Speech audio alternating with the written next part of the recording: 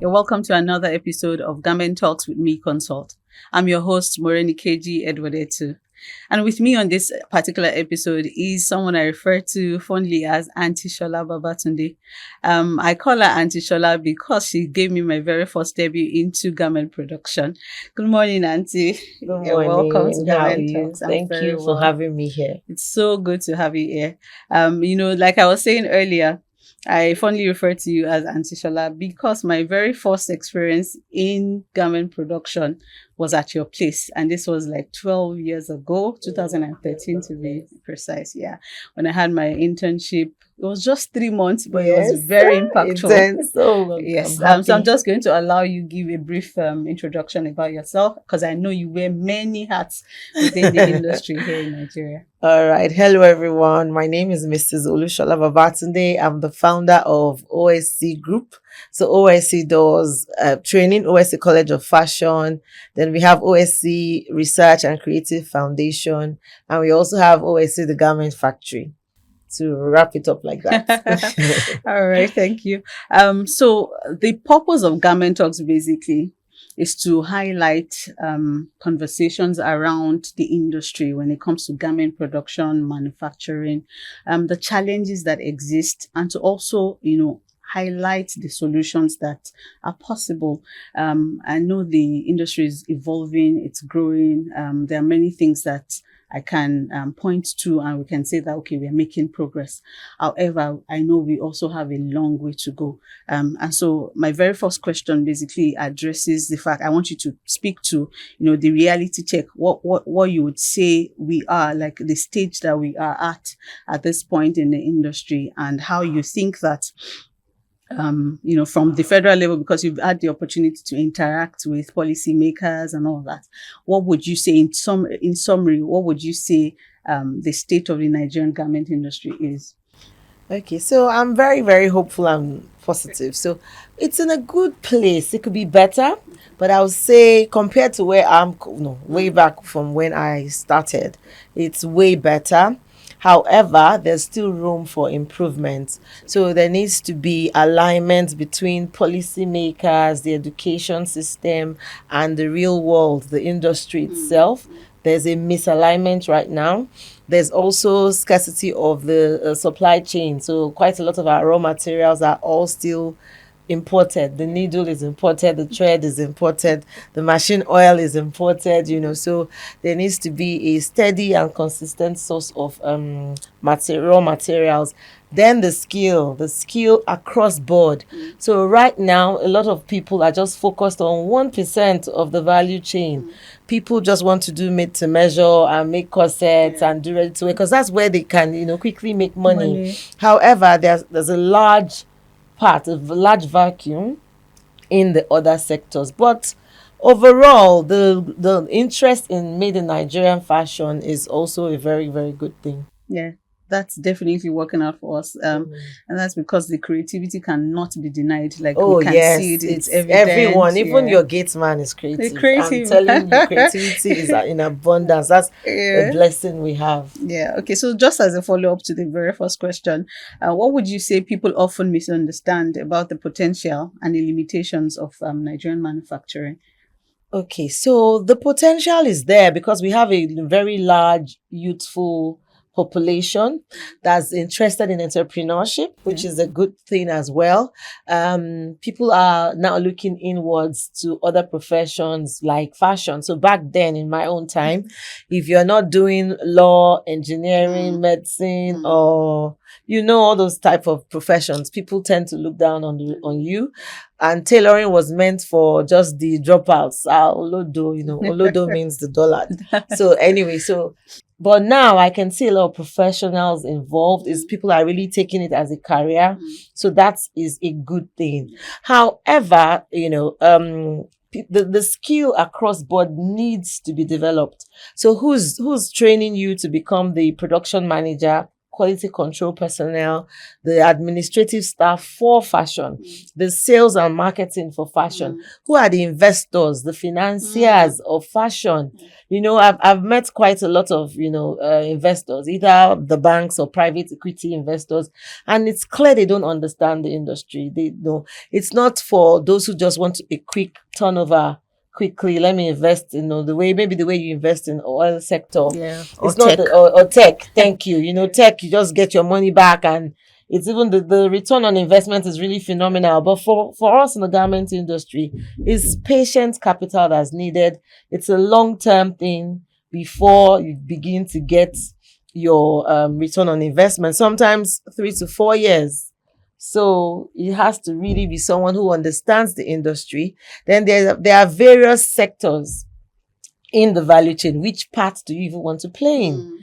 Do you want to be in the raw materials side, or you want to be the one manufacturing the textiles, or you're the one who's designing, or you're the one who is manufacturing, or you're the one who is training? Someone needs to educate the people for the industry. So we all need to understand clearly and fit in a place that you are created and skilled to be. Absolutely. I think what I'm getting out from what you just said is the fact that the misunderstanding is coming from a place of people thinking that the industry is not a large one, yes, like where you have different sects or subsects under it. The same way you would treat engineering as a profession. Yes, it's the same way you should treat this. I've been in rooms where we had meetings. The government, meaning, they meant well back then, and I saw in the room that they grouped everybody together. The person who has a 500-man factory was in the same room with someone who was a solo fashion designer, with a room with someone who just has 2 or 4 staffs. Their needs are clearly different. Absolutely. Their target markets are different. The needs of machinery, their capital is different. So in the room, when you've put everybody together and you're talking about access to finance, for example, you've brought in a bank who says, I can borrow you 5 million naira, and then there's no monetarium. I'm wondering, that can't even buy my machine, because that's not my own need, Or someone who has 100 staffs, their salary that they have to pay every month, 5 million is not enough. So, but however, 5 million would go a long way for to a the solo or someone who just has 2 staff. So you need the government also, the policymakers, the stakeholders must have a deep understanding and knowledge about the industry. That's what I've seen. There's a lack of understanding. They feel everybody's just tailor. Excuse my Yoruba. It's different. They're just sewing. So, yes. Thank you so much for answering that in a very robust way. So moving on to the second question.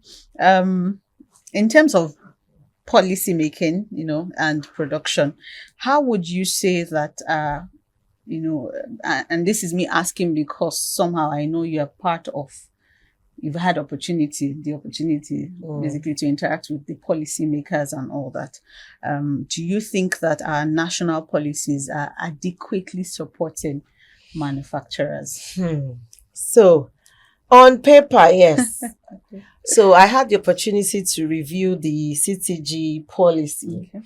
And while doing I was doing that for an organization. I don't know if I can mention the name. But while doing the research, I found out there were already so many really, really great documents, reports that had been done in the past.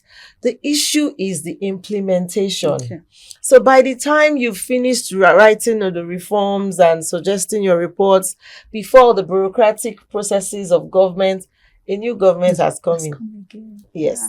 So the new government comes in and throws out all what the last dispensation or government was trying to do.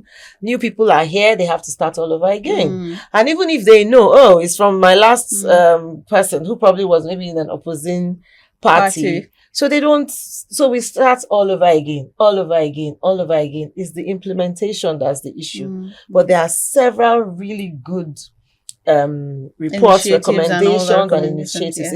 It's implementing them that's the issue. Okay, all right. Something came to mind when you were speaking now. So my question would be that at the point when those things were documented, and of course, I don't expect you to necessarily know the answer to this, is it the slowness in implementing it? What would you say is the main challenge for that?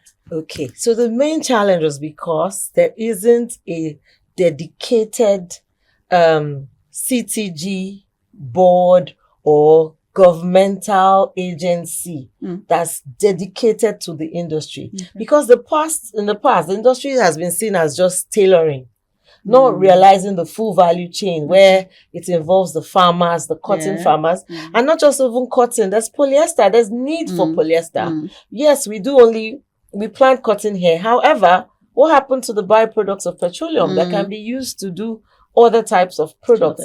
Now there's technology that can even be used to make other either biodegradable fabrics or use bamboo. There's so many things that in a lab, you can do to come up with fabric. So there wasn't any dedicated agency or board that are run by these stakeholders, not government staffs. You can't if you just put government officials there, you can put one or two to regulate and ensure that, they're following policy. But majority of those board members, the members of that agency or parastatal needs to be private practitioners who actually knows where the shoe is pinching, who are educated and have the experience, the track record, who are practicing, not those whose factories are closed up, who can really say this is what needs to be done. So in India back then, I remember meeting the Minister for Textiles.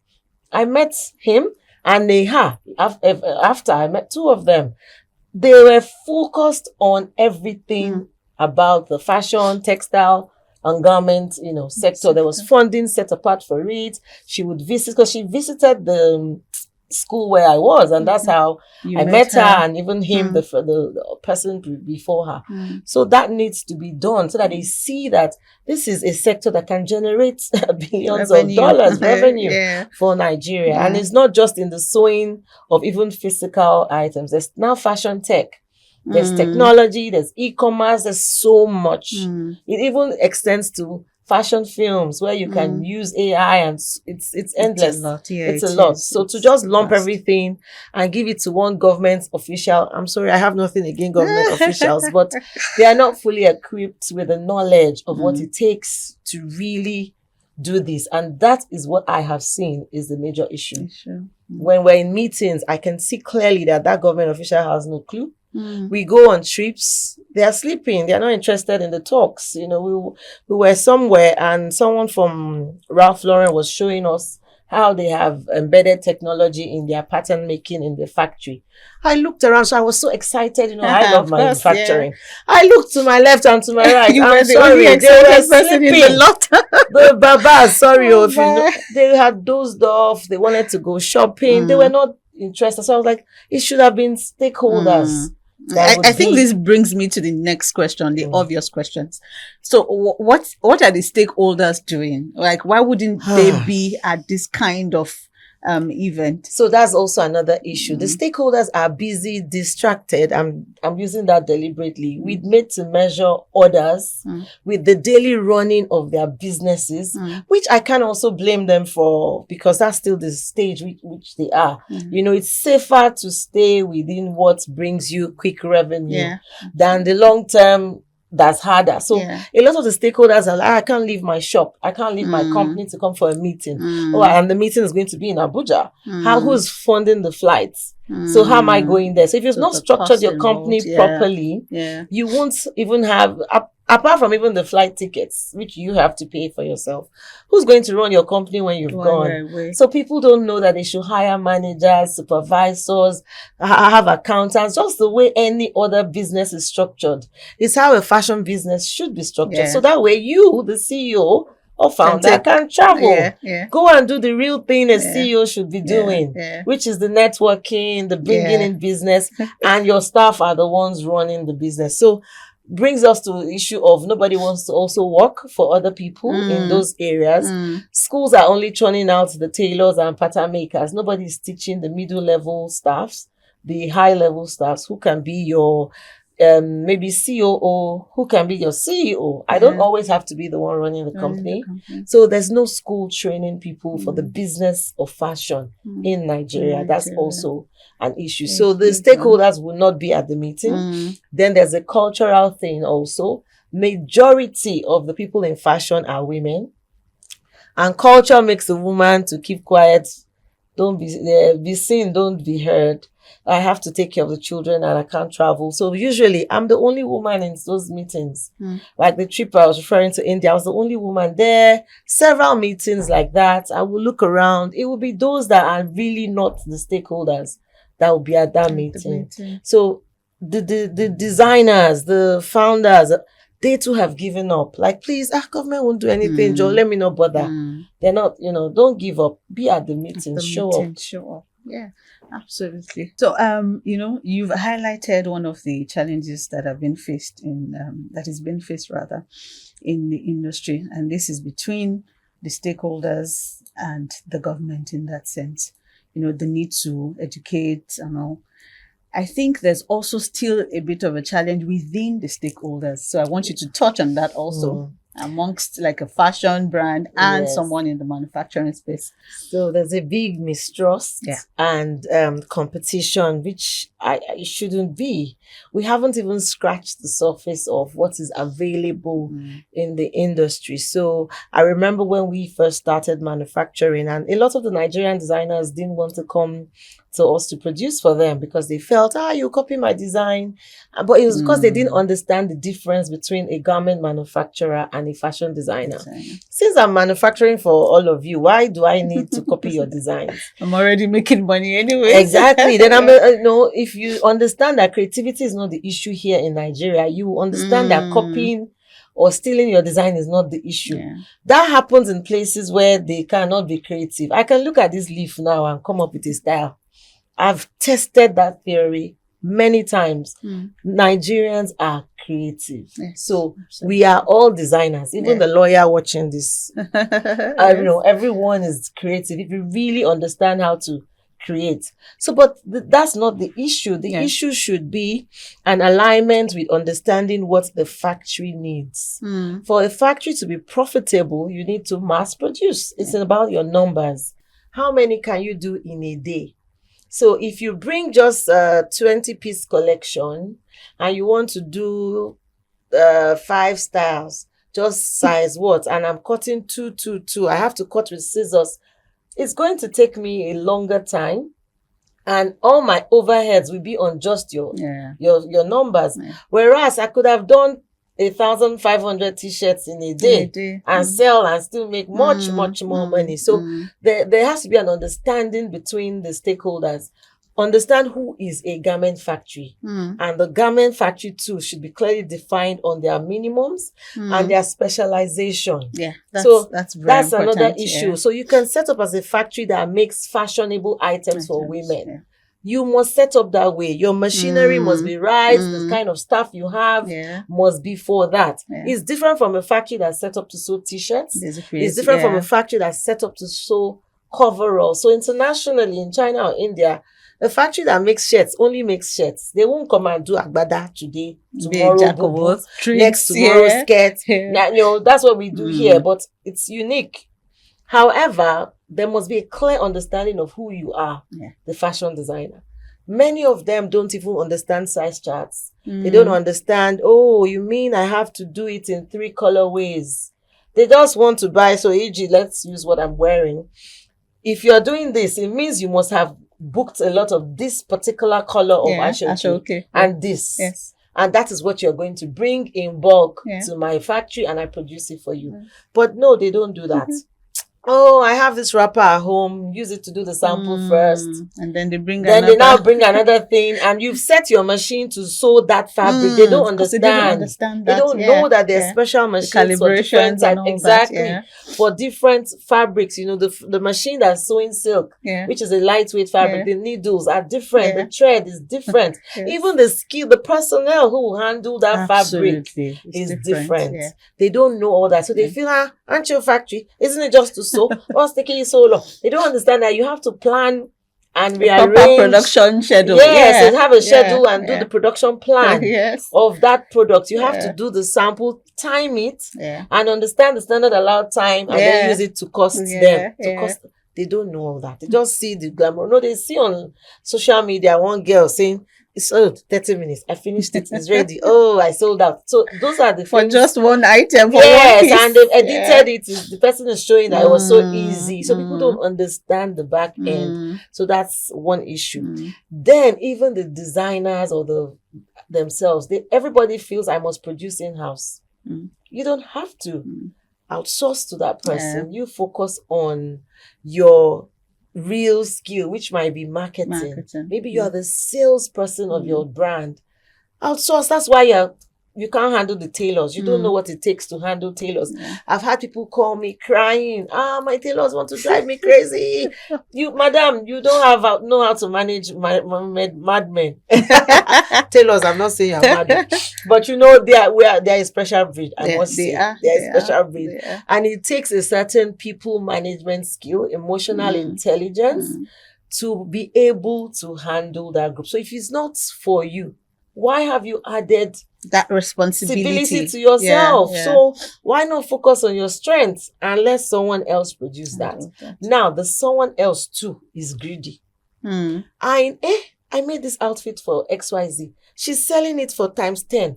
Hello, have you forgotten she had to pay for studio shoots, photo shoots, models, and all that? So that greed and misunderstanding of who we are makes the factory to say, oh, I'm going to start doing my own clothing line. In fact, maybe I should sew that girl's dress that is selling. How come the people are buying it for 200K or 150? Am I not the one that made produced it for her? it? They are forgetting all the other costs that's involved, her packaging, even the brand name itself. She's built a brand name. That name is premium, so she can charge for it. Then they have left out mass market. Mass market is the majority of the people in Nigeria. Who's sewing for them? Affordable clothing. So if it's affordable, you too don't expect that the quality of the fabric is so perfect. Great. So misalignment of expectations, knowledge about manufacturing, what it takes to actually finish a garment. Then my final thing, the parents or the guardians also don't understand. People really want to do fashion, but their parents or guardians will say, no, that is for dropouts. Go and become an engineer. I have so many of them in my school where either the parents come to even tell me to help convince the boy eventually to change their minds, that they will make money from this. That's interesting. I thought that was something of the past. No, it's still happening, especially from those from the elite, background. The parents feel, why would she or he just end up sewing? I said, because you two don't even understand how big this industry is. He can be big. So it's when I now show them, like, see, this is what the person wants to do. This is how you can help. A few of them listen, but you cannot force the horse to drink. Absolutely not. It's such a wide range of challenges and all that. And I think the solution is just to keep educating people. Education for me is the solution, which is why that is where we have settled down, comfortably, educating people. That's what we're doing with the school. And our goal is to turn it into a proper university where that is what we're passing, that right information, right curriculum, right curriculum, right personnel, how to select the garment workers, how to train the CEOs, and the production managers and everybody involved. That's beautiful. I'd also like to say that that's the point of Garment Talks, to highlight conversations around people gaining knowledge just to understand how the industry works, how big the industry is. Moving on to the next question, I'm going to, you had touched on something when you answered just your last answer now, where you said something about hiring and all. So I want us to talk about the capacity, building capacity in terms of human capital, machinery and all those things. What would you say it would take, what does it take basically to scale local production in Nigeria and to do it sustainably well? Okay, so there must be a holistic approach. Okay. You can't just pick one side because there are several aspects that need to come together to fit nicely. So the first thing is there must be adequate long-term funding for the factories. To have a garment factory is capital intensive. I'm sure you know I that. know. Oh, yeah. So a while ago, we had partnered with some investors, but there was a misalignment of understanding and expectations. That it's a long-term goal and it's a huge capital investment because machineries are very specialized for the kind of Different product you tasks, want to do. product, yeah. So, for example, there's a laying and cutting machine that's 170 million naira for one machine. All it does is lace, and then it will cut out. That's all. It doesn't sew, it doesn't iron, it doesn't do any other thing. 170 million naira, but you've made only intervention that covers 10 million. Or the investor brought only how much? That is just one machine.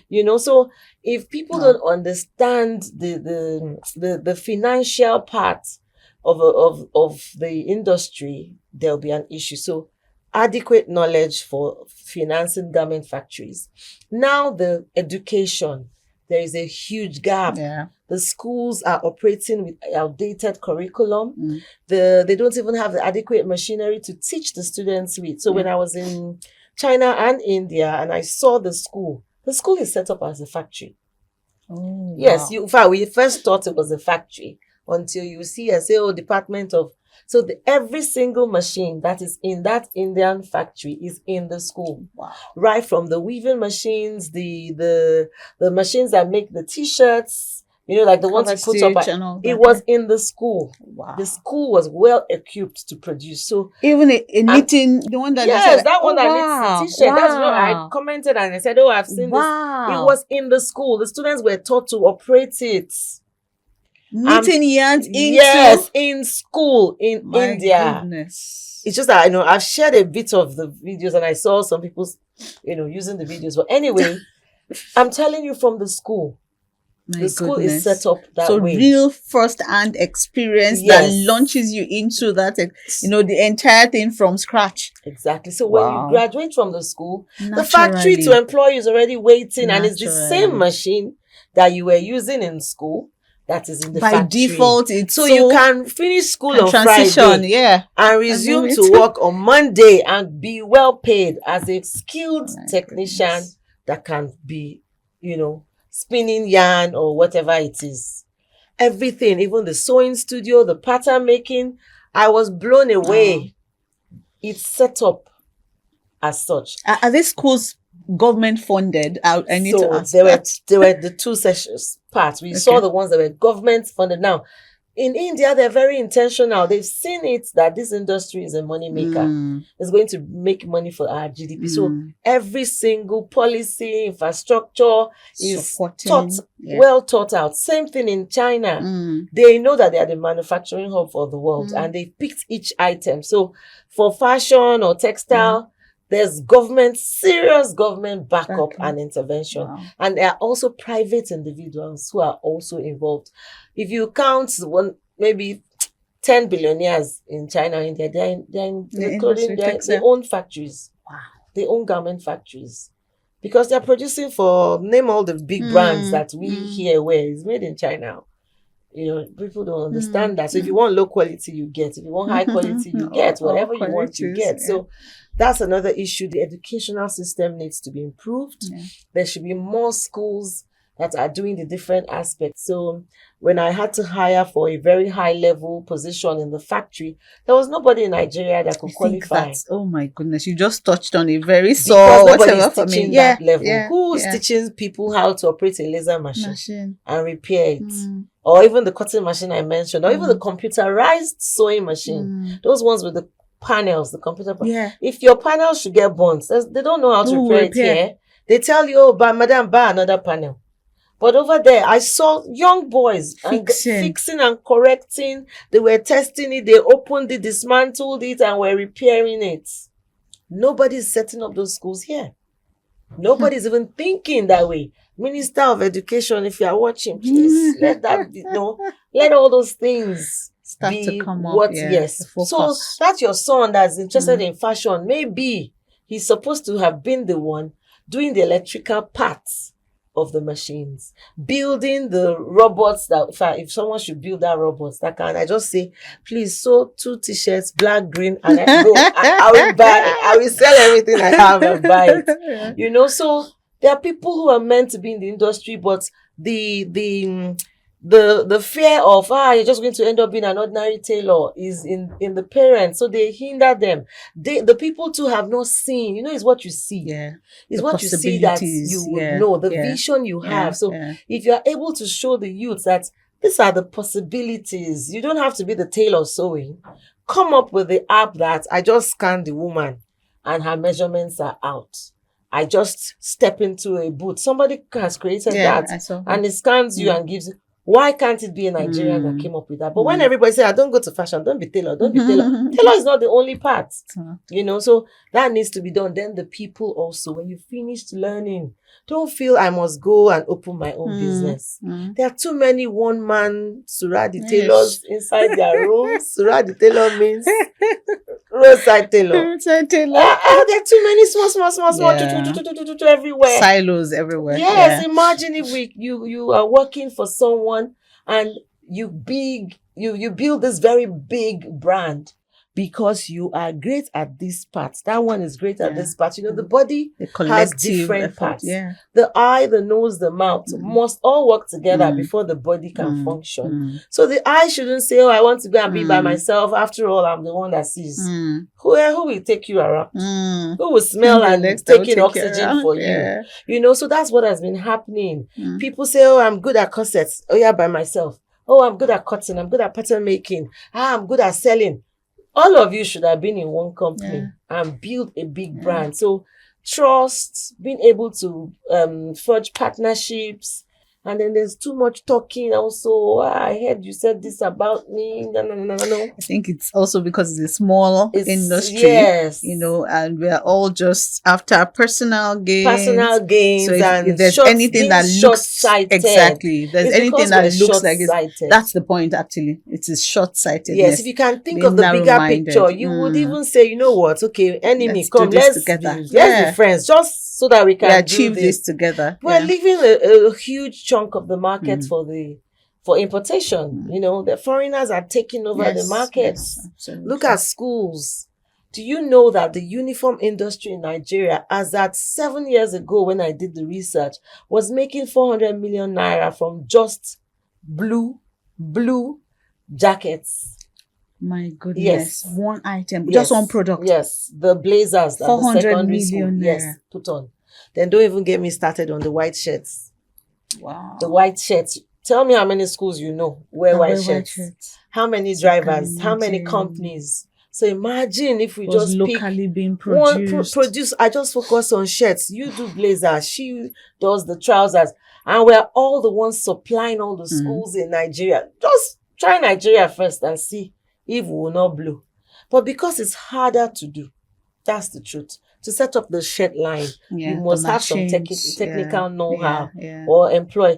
So we leave that. Let me just buy one machine and be sewing in my house. So that's why you're busy fighting each other rather than seeing the bigger pie that's left for people, So, oh my goodness. Interestingly, the truth or the sad part is, even when people are doing this personal, individual pursuit of, okay, I want to be my own, I want to have my own brand and all that. There's only so much you can even make in the industry. Like, how sustainable is your brand on the long run?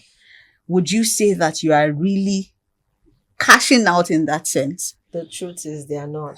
So I had 2 light bulb moments when a bank years ago wanted to actually, okay, let's look into this fashion, since the other bank with a G was already doing something with fashion. So this other bank wanted to do something with fashion. Okay, let's look inward. Let's not do the wrong way. And they came to me and said, we've checked the bank accounts of the designers with us. They are not making money. But they are big online, shouting and dancing, that they were shocked at how much the bank had. The disparity was huge. What we're seeing online. And they thought they were cashing out until they actually said, okay, guys, bring your bank statements. Let's see how much we can even. Nobody was making good money. it's still because of this issue. We're just fragmented, focusing on one side. Do you know that if someone set up and says, I just want to make zippers, do you know how much? Everybody's your customer. Yeah. They put zippers in children's wear, men's wear, women's wear, whatever, bags. You will sell out. Yeah. One of the past ministers had said that to me.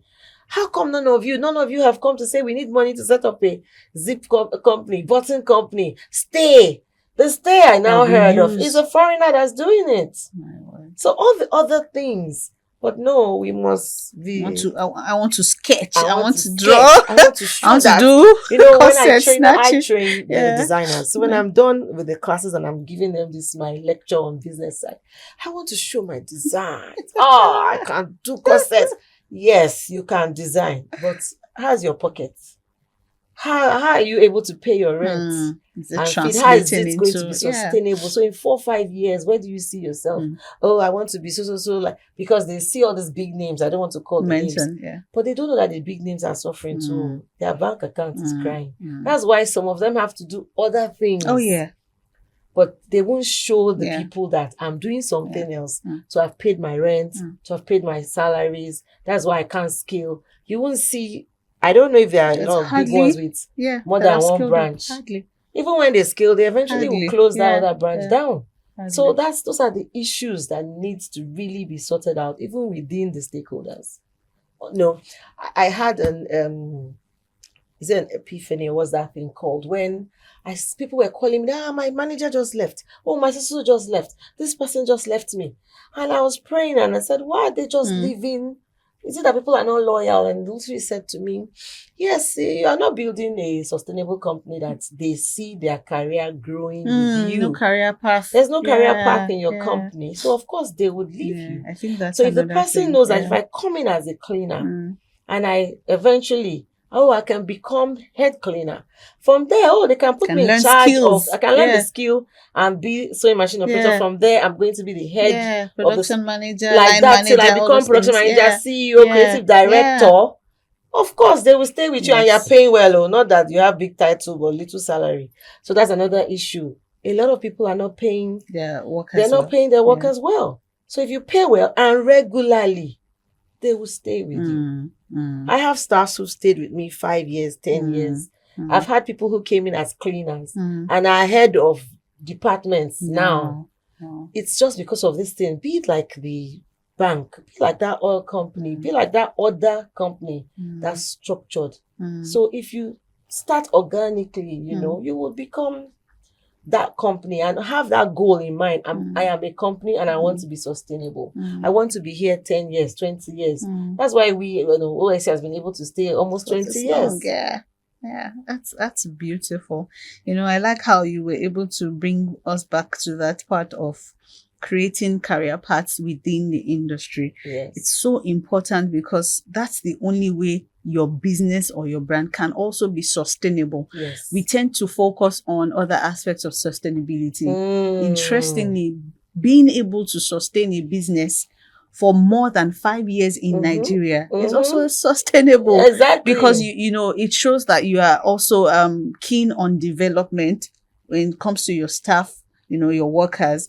You are keen on building their capacity, growing their capacity. And somehow, when you do this, you're also growing the industry as a whole. Exactly. It's not just a personal thing or an individual thing. It's more than, it can't be a personal thing. It can't. It has to go beyond that. It has to be that I have everybody's interest in mind. I like how your answers are sort of flowing into the questions that I'm asking, because the next question basically speaks to, skilling for the future. It says, how can we solve the technical skills gap that exists within the garment production sector? You said something earlier about how someone who is interested in fashion may not necessarily be a fashion designer, might just be the person who can fix, a technical oriented person who can fix something in the machine and all. Something as basic as someone who even has the capacity to plan a production schedule. We don't even have like platforms or educational curriculum basically that trains our people in those lines. So let's talk about that. You are touching a very, very so part of, for me. Yeah. So that has been my pain point and my focus over the years. So that's why I've written several books on that, which will be coming out soon. But we use it to teach internally. Okay. So let me pick on the example you gave, production planning. Who is teaching the production manager how to plan the production? So we have party planners, event planners, blah, blah planners, da, da, da, da, da. But we don't have who is planning production for the fashion. So you want to make a shirt and you want 100 to be out in a day. You think it's just by packing tailors there? In fact, it won't come out in a week because you've even packed too many more people tailors and they are busy fighting overhead, and showing their skills. And you're paying more. So you have to know, okay, who are number one, how's the arrangement of the sewing machines? Which machines do I need on for the this line? particular, So am I doing 26 line machine of who and what is at the end? Do I want to do the sew to pack method where, okay, you do the collar, this one will do the button stand, you do the back yoke, another person will do the button, then you do the cuffs. Like that. It's flowing in a lean way. And at the end, a finished product and someone ironing, folding and packing it in the specified packing method. And it flows like that. Who is teaching the person how to come up with that? As far as I know, it's only OSC. It's only OSC that all the production managers I know pass through OSC, because I've seen that's the issue. So if I teach you to produce 50 t-shirts in an hour, I've given you more money. Yes. You can then go and sell the t-shirt, the dress, or the whatever it is you're making. I'm just using a shirt as an example. Even if it's a corset. There was a time a brand had an order to do 1,000 corsets. The brand is in the UK. So they were telling me we had to poach one of your students to come and help us because all the tailors we were calling could not do it. You can't do that with freehand. You can't. You can't do that without knowledge of line production. You can't do that with understanding the value stream map. These terminologies we see like it's only what engineers should know. But you use it in fashion. You must know, okay, what's the standard allowed time for each part of that shirt or whatever you want to make. Which is where time study comes in. Yes, exactly. How many working hours do we have? What's the break time? What costs waste in this production? Have I done it in such a way that people are walking up and down? Or the person who's going to do the collar is far away? Instead of putting the person next to who is attaching the button stand. Or do we still need to go to the market and buy something that should we have planned that, all the stay must, how many yards of stay do we need for the collar?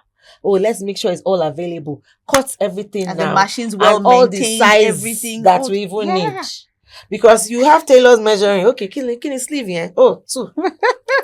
In my factory, no tailor. We don't call them tailors. Sewing machine operators. It's a tape rule. Just sew with 1 cm. You know what to do. You know what to sew. You come out. So who is teaching that way? When I visited the schools, even the lecturers, I'm sorry, don't have an idea of what I'm talking about. Is it one school that will be teaching you value stream map and lean manufacturing, Kaizen, and all those terminology?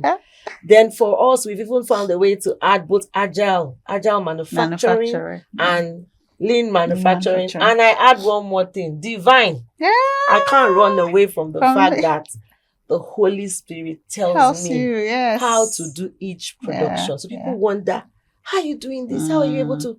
There was a day, an airline wanted us to make a uniform. They came a day and they had to, I think they just told them that the governor was coming to see that airline.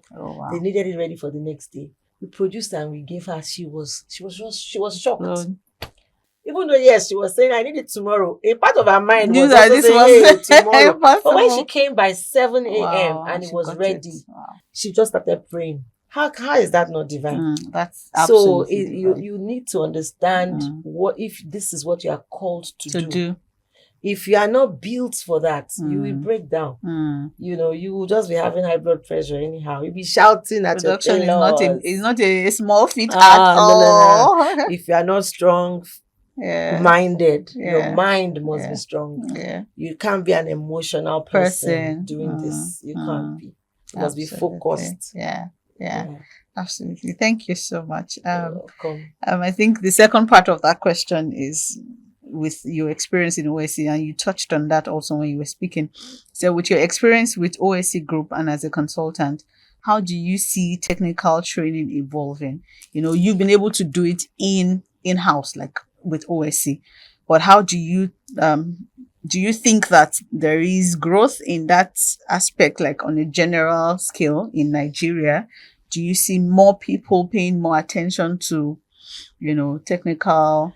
I would say yes. Nigerians like to complain first. So we'll first complain, nobody's teaching, the schools are this, no tailor is doing the right thing. Then we'll see one person do it. And then everybody follows. Yeah. So I'm happy that, when OSC started training, so many other schools, started doing it. And I'm happy about it.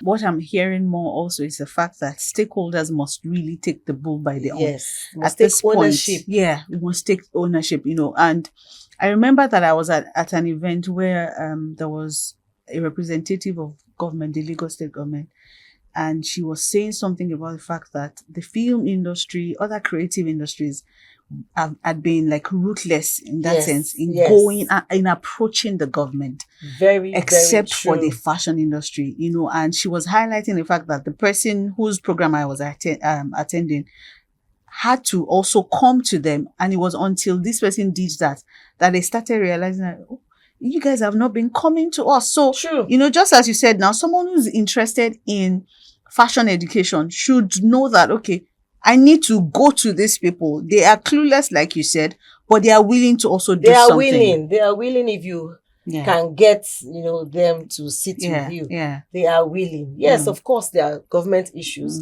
but that's part of, that will always be part of life. There will always be issues. Yeah. And trust me, if you're called to that place, you are built to handle those issues. So too. If any government person in education is listening, we are ready. Yes, we are. We are ready to do this, because it starts from educating even the young ones. Look, I don't know if you've been seeing whenever I open Instagram, I see these small children, Asian children. Oh yeah, I've been seeing it. Clothes. Sewing, they're sewing. Yes. And that's going to be your counterpart in 5 years' time. Wow. That will be a guru by then. Yeah. So, I have a friend, Asaya, she was telling me that the primary school she went to in Miami, she's not Nigerian, she has a PhD in fashion. The primary school is for fashion designers. Primary school is for fashion designers. So from primary school, they've been drafting patterns. While you were doing simultaneous equation that we don't that is not relevant, not necessarily. They were drafting patterns, sewing. So of course it will be a no-brainer that they will be very good. It will be second to nature. You get. So we need to reform the educational system. And one more thing, instead of just classifying it as vocational and entrepreneurial studies, it makes it look lower. Yes. So no parents too want to is interested or keen on sending their words. It looks like it's a lower thing. Yeah. It's not. It's not. I don't know who's working naked though. Even that doctor needs to put on a scrub while he's operating on you. So if his scrub is not made with intelligence and he wants to cut, he has to do an operation on your brain, maybe a surgeon. He wants to cut a nerve, then the sleeve hooks something, and he quickly cuts your whole brain out. Then you say it's tailor. Don't you think you need intelligence? A level of to understand? Okay, surgeon needs something. The uniform should not absorb the thing from the blood. It takes intelligence to be in fashion. It annoys me when people feel it's the olodo, it's the dollar. Oh, you're not doing well in school, right? Go and study fashion designing. No, you need to be extra intelligent to actually turn a flat 2D item into a 3D dimension. Sometimes for the gun. I know. Yes. Origami. So it takes a lot of intelligence to do that. Okay, so my second to the last question. The last question is a teaser. I'll share that shortly. So the last question is about the continental picture. Of course, goes beyond Nigeria now. We're talking about Africa. What do you think Africa's garment manufacturing opportunity is in the global market? Do you think that there is a space for us to occupy in the global market? Definitely. So, first of all, if you've seen now, there's a a rising demand for what is made in Africa, what is made in Nigeria.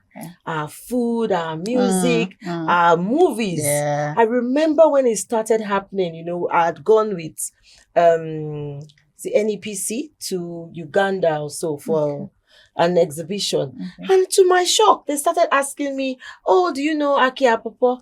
Do you know? And back then, I didn't used to watch the movies. I'm talking about maybe more than 10 years ago. No, the industry was not yet as it is now. So I was wondering who they're talking about. So I went to check. Oh, the actors. Do you know RMD? Of course, we know RMD. Do you know RMD? And like, do you have the Agbada? The outfits that they wore in so movie. Oh my. That was when my eye was open to, other Africans seem to like what we wear. Okay, that's one. Then I traveled to America. Same thing, a man approached me. I was wearing, Adire pants. And, Caucasian man said, oh, I can see that this is well made. Could we partner? You give me your pants. I'll take it to China. He said, tribal prints is going to start trending. This was about 15 years ago. He said, tribal prints are going to start trending. I'm the biggest supplier to, he called several brands. If we partner this print, I'll be able to. So I went back to my stand. Of course, back then I'd gone with the fashion group. And I asked the president, and they're like, no, that's our heritage. Don't do that. Story for another day. Anyway, I came back to Nigeria and it was everywhere. The Chinese had mass-produced the tribal prints already. However, we could have owned that thing. We could have partnered and come up with, a win-win situation where we'll be part of it. So, is there a seat for us? Definitely. Absolutely. They look onto us for design, for creativity. We just now need to understand how to use it to our advantage. Have we even been able to clothe the whole of Nigeria? 200 plus million people. Then Africa is there. Then those Africans living in diaspora. Nigerians are everywhere. There's no country Nigerians aren't. So if you can export even that Nigerian outfit over there, then how can we make it in such a way that it's not a costume? We were discussing that earlier. That the everyday woman can still wear a touch of something made from Nigeria to work, to office, to everyday clothing. It doesn't always have to be Adire and Ashoki that makes it something Nigerian. Ethnic, We're more than the technique of craftsmanship. Because if we go into that, I can prove to you that this is not Nigerian. Yes. But that one, I don't know if that's another conversation. That's for this podcast. I don't know if that's for this session. But you know what I mean. Yes, I do. It could just be our storytelling, who we are, tenacity, the kind of character, kind of people, how we're strong, the agility we have that you've been able to weave into that outfit that you're exporting. So yes, there's a large space for us to occupy. That's beautiful. So my last question, I'm going to give you a bit of time to also process before you answer. If a garment could talk, hope I pass. If a garment could talk, so it's a play on words. Okay. What would a garment say? Garment talks. If a garment could talk, From your own perspective as a garment. Treat me respectively. If the garment could talk, treat me with honor, respect. Be proud that I'm covering you. I'm the one giving you that glory, that honor, that way you feel. I'm the one giving you the emotion you're portraying. So treat me with respect. With respect. Thank you so much. And with that, we've come to the end of this particular episode. So like, share, comment, and let us know other topics that you would like for us to touch on Garment Talks. Thank you so much for joining in. Bye for now. Bye.